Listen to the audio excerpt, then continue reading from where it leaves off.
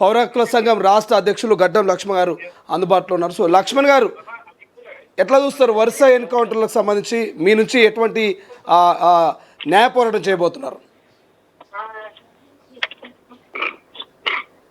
Hello Laxman గారు లైవ్లో ఉన్నారండి. సో వరుస ఎన్కౌంటర్లకు సంబంధించి కొంత ప్రచారం కూడా జరుగుతూ ఉంది. ఛత్తీస్గఢ్ పోలీసుల అదుపులో 10 మంది మావోయిస్టులు అన్నట్టు ఒక చర్చ జరుగుతూ ఉంది. సో మీరు పౌర హక్కు సంఘాల నేతలుగా ఎటువంటి యాక్షన్ తీసుకోబోతున్నారు, ఎటువంటి ప్రణాళిక సిద్ధం చేయబోతున్నారు?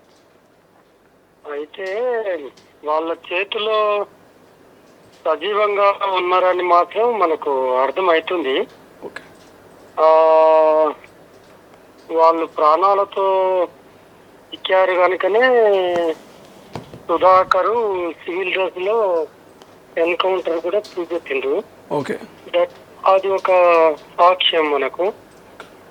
రెండవది భాస్కర్ ను కూడా మరుసటి రోజే అంత ఈజీగా అయ్యేది కాదు. మన సంశయాలు అన్నిటికీ రుజువులుగా ఉంటున్నది ఏంటంటే భాస్కర్ నెక్స్ట్ డేనే భాస్కర్ ను ఎన్కౌంటర్ చేయటం రైట్ అనేది రెండవ రుజువు. అందుకని వీళ్ళు వాళ్ళ చేతిలోనే ఉన్నారు. అయితే కనీసంగా ఇప్పుడు మనకు అందుతున్న వార్త ఏంటంటే మరో ఇద్దరిని ఉదయమే కాల్ చేసినట్టుగా మనకు అర్థమవుతుంది. ఓకే, ఇదంతా మొత్తంగా ఏం రూఢీ చేస్తుందంటే ఖచ్చితంగా 10 మందో 15 మందో వాళ్ళ చేతిలో ఇచ్చి ఉన్నారు, వాళ్ళు ప్రాణాలతో ఉన్నారు అనే విషయము రూఢీ అవుతుంది. ఓకే, కొంతమంది ఫోన్ చేసి మీకెట్లా తెలిసింది అంటారు. తెలుస్తుంది, గౌరవ హక్కుల సంఘం కనుక ప్రాణాలతో చెలగాటం కనుక మాకు అర్థమైన సమాచారం మేరకు ఇది వివరాలు. ఓకే, అయితే మేము సుప్రీం కోర్టులో లేదా ఛత్తీస్గఢ్ హైకోర్టులో హెబియస్ కార్పస్ పిటిషన్ వేయాలని కూడా చూస్తున్నాము. బహుశా ఇవాళ రేపటికల్లా వేస్తాము. ఓకే, అంటే రికార్డెడ్ గా చెప్తా ఉన్నాను, మేము వేస్తున్నామని తెలిస్తే మీకు మీ ద్వారా తెలిసిపోతుంది కనుక వాళ్ళు ఆ మిగిలిన వాళ్ళను కూడా చంపేసే ప్రమాదం ఉంది.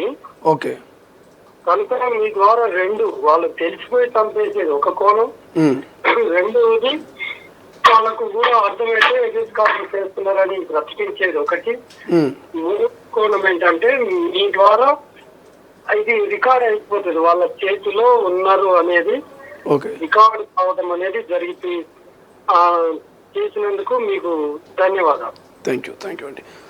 సో ఎట్లా చూస్తారు గతంలో ఎన్కౌంటర్లో డెడ్ బాడీలను కూడా ఇవ్వనటువంటి పరిస్థితి ఇప్పుడు వరుసగా మీరు అన్నట్టుగా సుధాకర్ కావచ్చు భాస్కర్ ఇద్దరిని కౌంట్లోకి తీసుకున్న ఇద్దరు డెడ్ బాడీలు నిన్న ఈసారి ఇచ్చే అవకాశం కనిపిస్తుందా మీకున్నటువంటి సమాచారం ప్రకారం? బంధువులు కుటుంబీకులు బయలుదేరిండ్రు, సుధాకర్ కుటుంబీకులు బయలుదేరిండ్రు. ఓకే, ఇప్పటికైనా చట్టబద్ధమైన బాధ్యత, రాజ్యాంగబద్ధమైన బాధ్యత స్టేట్ మీద ఉంటది. ఓకే, ఇంకా మానవతా కోణం నుంచి చూసినా, ఒక సాంప్రదాయ కోణం నుంచి చూసినా మృతదేహాలను కుటుంబీకులకు అప్పచెప్పాల్సిన బాధ్యత గవర్నమెంట్ మీద ఉంటది. ఓకే, ఇష్టారాజ్యంగా ప్రభుత్వాలు ఇష్టారాజ్యంగా రాజ్యం వేలటానికి లేదు. ఓకే, వాళ్ళు రాజ్యాంగానికి దండం పెట్టుకొని పార్లమెంటుకు మొక్కి అధికారంలోకి వచ్చిన వీళ్ళు అంబేద్కర్ ను పదే కోర్టు చేస్తూ ఆయన ఇచ్చిన వెలుతురు వల్ల మేము అధికారంలోకి వచ్చాము అని పదే చెప్పుకునే వీళ్ళు ఆ రాజ్యాంగ స్ఫూర్తిలో భాగంగానే మృతదేహాలను కుటుంబీకులకు అందజేయాలని డిమాండ్ చేస్తున్నాం. ఈ పాటికే నంబాల కేశవరావు ఇతరుల శవాలు ఇవ్వకపోవటం వల్ల ప్రజలు తీవ్ర ఆందోళన ఆగ్రహంతో ఉన్నారు. ఇంకా మీరు ఇది మీకు ఒక యాసిడ్ టెస్ట్ కేంద్ర ప్రభుత్వానికి. ఓకే, ఇంకా మళ్ళీ భాస్కర్ కుటుంబం కూడా కదలటానికి సిద్ధంగా ఉన్నారు. ఓకే, ఏదేమైనా వాళ్ళను డాక్టర్ కు హింసకు గురి చేయకుండా పోయిన వెంబడే వాళ్ళ శవాలను వాళ్ళకు అప్పచెప్పాలని డిమాండ్ చేస్తుంది. రైట్, థ్యాంక్ యూ అండి, థ్యాంక్ యూ సో మచ్. ఇది పౌర హక్కుల సంఘం నేత గడ్డం లక్ష్మణ్ గారు క్లియర్గా చెప్తా ఉన్నారు. సో ఎవరైతే మరి ఛత్తీస్గఢ్ పోలీసు బలగాల అదుపులో ఉన్నటువంటి ఎవరైతే ఈ 10 మంది మావోయిస్టులు ఉన్నారో ఈ 10 మంది మావోయిస్టులకు సంబంధించి కొంత మాకు సమాచారం ఉన్నది పౌర హక్కుల సంఘానికి సంబంధించినటువంటి నేతనం కాబట్టి. సో ప్రొఫెసర్ గడ్డం లక్ష్మణ్ అయితే క్లియర్ చెప్తా ఉన్నాడు, దయచేసి మరి ఇప్పటికే ప్రాణాలతో ఉంటే కనుక వాళ్ళని దయచేసి ఎన్కౌంటర్ చేయొద్దు, వాళ్ళని న్యాయస్థానాల ముందు మీరు హాజరుపరచాలని చెప్పేసి పౌర హక్కుల సంఘం రాష్ట్ర అధ్యక్షులు గడ్డం లక్ష్మణ్ డిమాండ్ చేస్తున్నటువంటి పరిస్థితి అయితే మనకు కనిపిస్తుంది.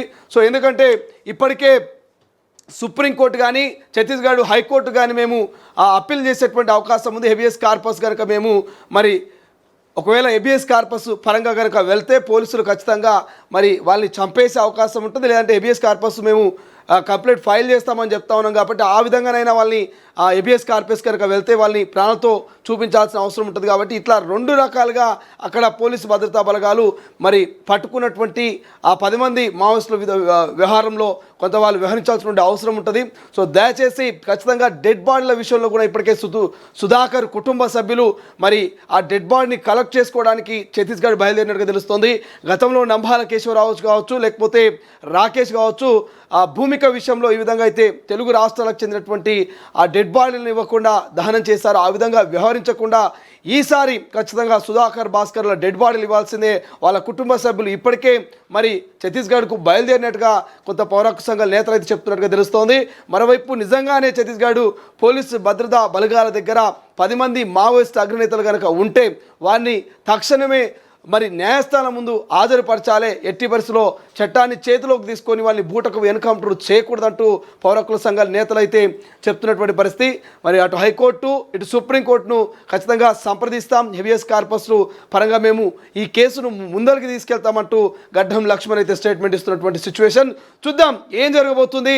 గతంలో మావోయిస్ట్ డెడ్ బాడీలు ఉన్నటువంటి ఛత్తీస్గఢ్ పోలీసు భద్రతా బలగాలు మరి ఈసారైనా సుధాకర్ అదేవిధంగా భాస్కర్ల డెడ్ బాడీలు ఇస్తాయా ఇవ్వవా, నిజంగానే పోలీసు భద్రతా బలగాల అదుపులో 10 మంది మావోయిస్టులు ఉన్నారా, ఉంటే వారిని మరి ఎన్కౌంటర్ చేస్తారా, లేక న్యాయస్థానాల ముందు ఏమైనా హాజరుపరుస్తారా? హెబియస్ కార్పస్తో మరి పౌర హక్కు సంఘ నేతలు మరి పోలీసు భద్రతా బలగాలకు ఎటువంటి షాక్ ఇవ్వబోతున్నారు, మరి ఏం జరగబోతున్నది? సో చూద్దాం, ఆ మినిట్ టు మినిట్ అప్డేట్ అందిస్తూనే ఉంటాం. మీరైతే చూస్తుండండి తొలి వెలుగు. ప్రపంచంలో ఏ మూల ఏ క్షణం ఏం జరుగుతుందో వేగంగా తెలుసుకోవడానికి తొలి వెలుగు వాట్సాప్ ఛానల్ని ఫాలో చేయండి.